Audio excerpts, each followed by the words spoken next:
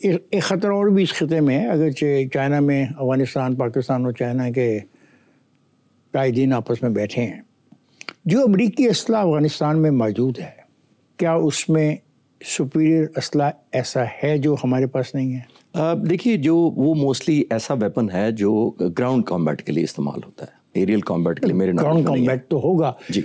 They will भी। अभी तो आपको एक फ़ौक़ियत हासिल हुई है, बर्तरी हासिल हुई है, आपको अपने जहाज़ों से, मिसाइलों से, रेडार से, सर्विलेंस इसी से हुई है। जी जी। अदरवाइज तो फिर अगर ये नहीं होती है तो फिर तो नीचे फौजी चलेंगी ना, टैंक चलेंगे कि नहीं चलेंगे? एब्सोल्युटली। मेरा ये सवाल है कि जो असला वहाँ में पड़ा है वो किसके इस्तेमाल में आएगा? देखिए, वो हो ये रहा है इस वक्त। मेरी अपनी अंडरस्टैंडिंग इसके ऊपर ये है कि हिंदुस्तान बहुत कन्विंस कर रहा है टीटीपी के साथ। और यहाँ तक एक सीआईए का पढ़ रहा था, मैं वेरीफाई नहीं कर सका, एक सीआईए के एजेंट किसी ने कहा है कि एक बड़ी बहुत स्ट्रॉन्ग कन्विंस चल रही है टू डिस्टेबलाइज कश्मीरी जो प्रो पाकिस्तान एलिमेंट है कश्मीर में, उनको एलिमिनेट करना। और किसके जरिए करना? क्योंकि हिंदुस्तान पर इल्ज़ाम आता है तो वो तालिबान के ज़रिए ज्वाइंट करके, और ज़ाहिर है उसके लिए तो मोस्ट इफेक्टिव वेपन वही है जिसका आप कह रहे हैं। बिल्कुल मैं एग्री कर रहा हूँ। अगर ये सीआईए की बात ठीक है, और वैसे भी कॉमन सेंस बनती है कि हिंदुस्तान तालिबान के साथ बहुत इफेक्टिव है। अशरफ गनी के ज़माने से आप नोट करें, डैम बनते थे, हॉस्पिटल बनते थे, सड़कें बनती थी, दौरे होते थे, हमारे मुल्क के ऊपर से उड़ के जाते आते थे, एक दूसरे को मिलने जाते थे, पाकिस्तान को नहीं पूछा जाता था। तो पाकिस्तान की जो रेलेवेंस कम हुई थी उस वक्त भी। और इंडिया की इंटरेस्ट हमेशा है कि ना सिर्फ असला नहीं, तालिबान भी, और वो फैक्टर जो पाकिस्तान को डिस्टेबलाइज करते हैं, पाकिस्तान के वेस्टर्न साइड से थ्रेट रहे, ताकि टू प्रॉन्ग पाकिस्तान को फेस करनी पड़े। एक तो होगी ना ये जंगी गुफ्तगू। अब आए पानी की तरफ। Can we hit some big water reservoir of any country during the war? Ethically no, capabilities wise yes. देखिए, पानी एक ऐसा है जो मेरी आने वाली नस्लों का मुस्तकबिल है। पानी आने वाली मेरी जो फसल है उसका मुस्तकबिल है, वहाँ से लेकर नस्लों तक जाता है पानी। पानी इज़ बिल्कुल हुकूमत पाकिस्तान ठीक कहा कि it will be war act. War act जब होगा तो फिर एथिक्स मोरालिटी ख़त्म हो जाती है ना। एथिक्स मोरालिटी ख़त्म होती है तो जंग शुरू होती है। जब नेगोशिएशन फेल होती हैं, when we stop communicating, we stop listening to each other, तो फिर ये मोरालिटी ये शुरू हो जाती है। तो कैपेबिलिटीज़ वाई पाकिस्तान, पाक फ़िज़ाइया के पास मैसिव कैपेबिलिटी है। जिस दिन हुकूमत या इस मुल्क के अवाम चाहेंगे कि हम ये एक्शन लें, पाक फ़िज़ाइया कर सकती है ऐसा। 14 मई 2025 को जब मोदी ने पाक भारत जंगी हालात के बाद कहा कि काउंटर टेररिज्म डॉक्ट्राइन का मैं ऐलान करता हूँ, वो क्या काउंटर टेररिज्म डॉक्ट्राइन उसके ज़हन में है? मेरा ख्याल है हमारी जो बच्चियाँ शहीद हुई हैं वो वहाँ से शुरू हो गई। और जब ये जंग बंद हुई थी या सीज़ फायर हुआ था, तो बहुत से चैनल्स पे मैं आते जाते रहता, मुझसे पूछ रहे थे कि वे फॉरवर्ड इंडिया के पास ऑप्शन क्या है। मैं समझ रहा था कि कैपेबिलिटीज़ वाइज उसकी कैपेबिलिटी कोई ज़्यादा डेंट नहीं पड़ा, लेकिन रिजॉल्व का बहुत बड़ा पड़ा है।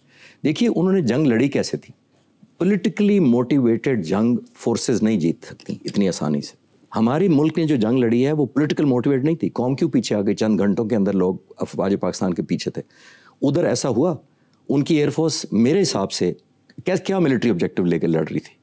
Just because prime minister says because of political है, इलेक्शन जीतना है या जो भी है, तो उनके पास ऑप्शन ही प्रॉक्सी बनती है, मैं अगर देखूँ। लेकिन मेरा यहाँ पे मैं ज़रूर ऐड करना चाहूँगा इफ्तिखार साहब कि प्रॉक्सी वॉर उस वक्त कामयाब होती है जितना आप वैक्यूम देंगे अपने अंदर। फिर सर एक दफ़ा ब्रेक पे जाना पड़ेगा और आते हैं तो फिर गुफ्तगू इस सिलसिले को जारी रखेंगे। ख्वाजा ज़ात, हम जा रहे हैं ब्रेक पे, जाएगा नहीं, हमारे साथ रहेगा। वेलकम बैक ख्वाजा ज़ात। भारतीय फ़िज़ाई की इस बयानी को आप कैसे देखते हैं? हम तो दहशत गर्दों से लड़ना चाहते थे, पाकिस्तानी मिलिट्री बीच में वैसे ही आ गई।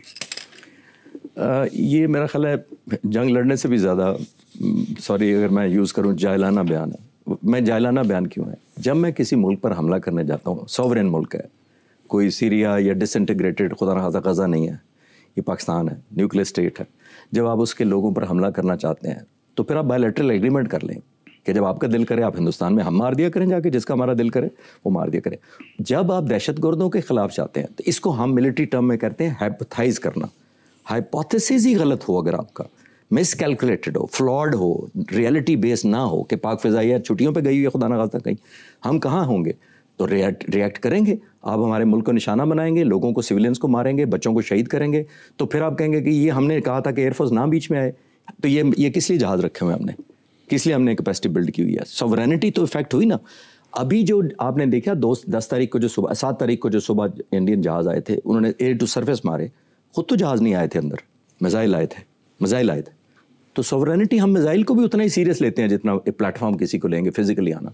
और उन्होंने हिट भी किया था एग्जैक्टली पॉपुलेशन को, और बच्चे और औरतें और मर्द वहाँ पे तो मारे। सॉवरेनिटी डज नॉट मीन कि फिजिकली फाइटर जहाज अंदर आएगा।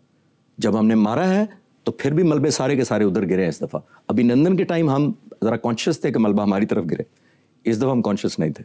साइबर अटैक में भी आप उनसे ज़्यादा सुपीरियर हैं गालिबन, क्योंकि लगता तो यही है कि 70% बिजली के गेट्स काम छोड़ देंगे तो तमाम जो चीज़ें उनके साथ मुंसलिक हैं उनका काम भी रुक जाएगा। क्या ये हकीकत है, ऐसा ही होता है? देखिए, मैं कुछ अर्सा पहले पाक फ़िज़ा के सरबराह से मिला था, जब उन्होंने साइबर कमांड की फैसिलिटी का सारा बताया air chief marshal Zaheer Ahmed Babar Sidhu ने, तो मेरे लिए सीइंग वाज बिलीविंग।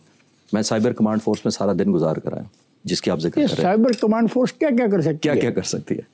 तो मैं आपको ये कंफर्म ये कर रहा हूँ कि मैंने सारा दिन उनके साथ गुजारा। पहले तो मैं वो डाउट क्लियर कर दूँ कि मिस इन्फॉर्मेशन है कि सब बाहर से हुआ।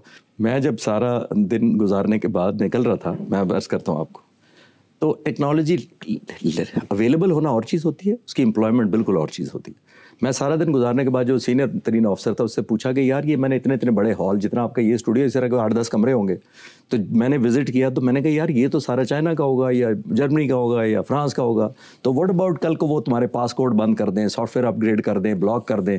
तो उन्होंने कहा sir I can tell you with 100% surety कि जो भी इस वक्त हम ऑपरेट कर रहे हैं वो made in Pakistan by Pakistanis है, यानी कि हम डिपेंडेंट नहीं है। ये बड़ी गलत इन्फॉर्मेशन फैल रही है, कुछ लोगों कह रहे हैं जी चाइना ने सारे रेडार ब्लॉक जैम कर दिए तो पाकिस्तानी फ़िज़ाइया के पायलटों को कहा जाओ हमला करो, हमने जैम कर दिया। ऐसा नहीं था। ये जो ग्रिड स्टेशन सारा कह रहे हैं, ट्रेनों का सिस्टम था, एविएशन को हमने हर्ट किया, कम्युनिकेशन, इंटरनेट, उनकी वेबसाइट हैक कर ली, डाटा डिलीट कर दिए, सब 24-25 साल के लड़कों ने किया है, जिनको यकीन करें इफ्तिखार साहब, मैं समझता था शायद ये बच्चा यूनिवर्सिटी नहीं गया आज और यहाँ बैठ गया आके। They did it। तो मैं उनका क्रेडिट नहीं लेने दे सकता जब मैं खुद देख कर आया हूँ, सुनी सुनाई पे बात नहीं कर रहा मैं देख के आया हूँ। जब उन्होंने कहा कि 100% यही है, और यकीन करें मैं समझता था ये करेंगे बच्चे। एंड देन जब अप्लाई हुआ है, जब मुझे पता लगा ग्रिड स्टेशन अभी ह्यूमैनिटेरियन ग्राउंड पे छोड़ा गया, इन चीज़ों को वापस खोल दिया गया ताकि जहाज़ ना टकरा जाएं, ट्रेनें ना टकरा जाएं, बूढ़े बच्चे और बीमार हॉस्पिटल से इफेक्ट ना हो जाए बिजली से, सिर्फ मैसेज देना था। That was a war culmination strategy का जो मैं अर्ज कर रहा था आपसे। क्या इसराइल की टीम ने भारत में आकर उनको इलेक्ट्रॉनिक वारफेयर को अपग्रेड करके दिया? वो रेगुलर है उनका। अगर आप इस वॉर का पूछेंगे तो वो पॉसिबिलिटी है, अभी कंफर्म नहीं है, बट उनका तो बहुत रेगुलर इंटरेक्शन है, उनके इंजीनियर्स का, टेक्नीशियंस का आना, और जो भी जिस फील्ड में हेल्प कर सकते हैं वो। पाक भारत जंग हुई, अब मीडिया का क्या किरदार देखते हैं? हमारे उनके फ़र्क है बहुत। क्या उनके 900 चैनल्स हैं, मेरा ख्याल है उनका ऐसा मुझे फील होता था कि ये स्क्रीन तोड़ के शायद बाहर आ जाएंगे हमला करने। आप ही नहीं देखते कि बीजेपी की खास आइडियोलॉजी है और वो उसकी नुमाइंदगी करता है उनका सारा टीवी, और वो आवाम को हकीकत से दूर रखे हुए था? देखिए, अब मैंने एक दिन रिसर्च कर रहा था कि चैनल्स की ओनरशिप किस किस की है, तो 80 चैनल तो एक शख्स के हैं जो प्रो मोदी है। 80 चैनल्स अगर वो एक चला रहा है तो फिर किसकी ज़ुबान बोलेंगे? तो ये तो होना ही है, ये ऑब्लिगेटरी है उनके ऊपर कि वो मोदी की ज़ुबान टो करेंगे, वो अग्रेसिव टोन यूज़ करेंगे। पाकिस्तान को 5वीं नस्ल के स्टेल्थ मिल रहे हैं, ये पहली मुस्लिम जौहरी रियासत होगी जिसके पास ये हथियार भी आ जाएगा। हम अल्लाह ताला से ह्यूमिलिटी और अल्लाह ताला का शुक्रगुजार अदा करने के बाद हम काफ़ी जगहों में हम फर्स्ट हैं। न्यूक्लियर हम फर्स्ट हैं, राफेल को मारने वाले हम फर्स्ट हैं, S-400 को मारने वाले हम फर्स्ट हैं। तो स्टेल्थ भी इंशाल्लाह ताला जब आएगा तो हम उसको। ये हकीकत है कि पाकिस्तान ने मैदान जंग में PL-15 तवील फासले तक मार करने वाले मिज़ाइल J-10C और AWACS इस तरीके से इस्तेमाल किए कि इनके बनाने वाले भी परेशान हो गए। देखिए, सिर्फ वहीं नहीं रुके हम। जैसे मैंने अर्ज़ किया कि अब 16 के बाद हमें सिर्फ यही जहाज़ हमें इंडक्ट किए हैं जो चाइना से किए हैं। जो J-10C हमने लिए थे उस पर ज़रूर PL-15 लगा हुआ है जो 200 किलोमीटर प्लस है, लेकिन हमने JF-17 थंडर ब्लॉक 3 को भी अपग्रेड किया है। सर क्या पाकिस्तान बैक वक्त 4.5 जनरेशन के जो है J-10C और अब 5th जनरेशन के जो आ रहे हैं जो CJ-35A, इन दोनों को बैक वक्त ऑपरेट करेगा? अगर होगा तो वाई नॉट, इंशाल्लाह। कैपेसिटी वाइज तो आर कैपेबल। J-10C हमने रिकॉर्ड मुद्दत में ऑपरेशनलाइज किया डे एंड नाइट हमारे जिन पायलट्स के। आप एक चीज़ नोट कीजिएगा, राफेल 2019-20 के आए हुए हैं और अभी राफेल की कंपनी उनको कह रही है कि अगर आपके पायलट तैयार नहीं थे तो आपने जंग में क्यों धकेला हमारे जहाज़ों को। और हमारे जहाज़ 2 साल बाद आए हैं, मार्च 2022 में आए हैं, लेकिन हमारे लोगों ने ज़बरदस्त। एनी इंफॉर्मेशन अबाउट दिस कि जो J-10C है उसकी कारकर्दगी जो देखी गई, उससे कोलंबिया जैसे ममालिक भी सोच रहे हैं कि इसको ना ही खरीदा जाए तो अच्छा है। ये मैंने कंफर्म किया है कि बहुत से मुल्कों में ये सोच दोनों तरफ हो गई है। जो राफेल सोच रहे थे वो राफेल के बारे में डबल माइंडेड हो गए हैं। और एक और चीज़ नोट करें इफ्तिखार साहब कि J-10C 3 साल से हम ऑपरेट कर रहे हैं, 3.25 साल से। अभी तक इजिप्ट के अलावा किसी ने सीरियस नेगोशिएशन नहीं किया। सर, क्या भारत डी-एस्केलेशन के मायदे पर अमल करने के लिए हकीकी तौर पे आपको तैयार नज़र आता है, या वो दोबारा पाकिस्तान की सलामती को चैलेंज करने के लिए? हकीकी तौर पर तैयार नहीं नज़र आता मेरी नज़र में। मजबूरन अगर किसी प्रेशर की वजह से, वर्ल्ड प्रेशर्स हैं, उसके ट्रेड रिलेशंस हैं अमेरिका पे, ऑब्लिगेटरी हुआ तो ठीक है, पॉसिबल है, बट नॉट बाई चॉइस।